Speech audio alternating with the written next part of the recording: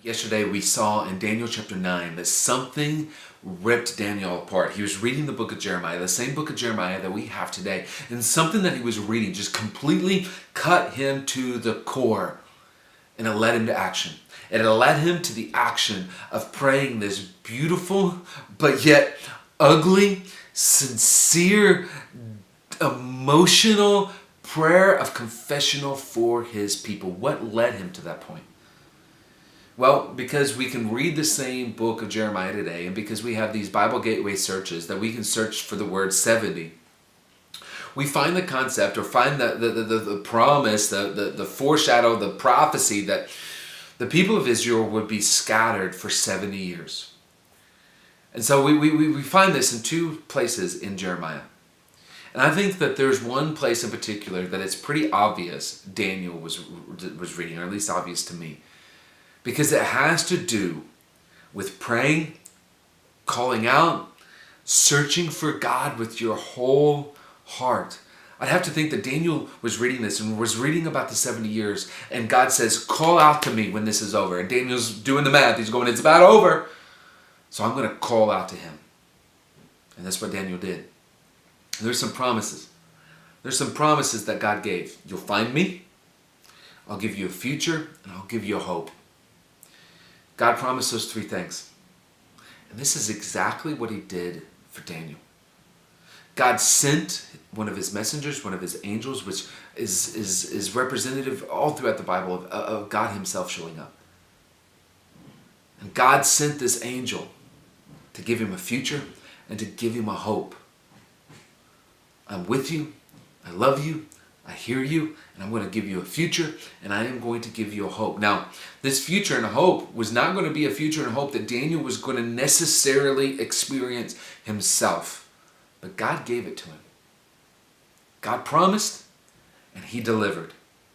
Do you find yourself in a scattered place right now? If you don't, you probably have before, and you certainly will at some point in time in the future. I know that I have. What does God want from us in those times? Look, it's so easy for us to waller, maybe good Ozarkian word, right? Waller in our pity, in our shame, in the desert times, in our scatteredness, just kind of eating the dirt, the dust of being in the desert or being scattered. It's really easy to do that. It's not what God has told us to do. He said, pray and search for me with your whole heart. Pray and search for me with your whole heart. Be honest.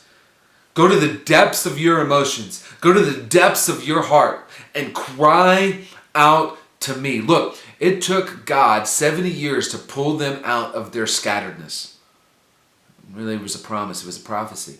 I don't think he's going to let you last for 70 years because that was something specific for that people. But he might not pull you out of your scatteredness immediately, that day or the next. Maybe not that week or the next. Maybe not that year or the next. But you know what? He'll allow himself to be found.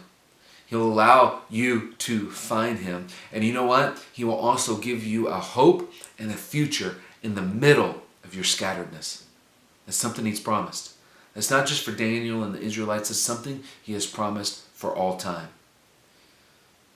Times of being scattered, they're not fun. They're difficult.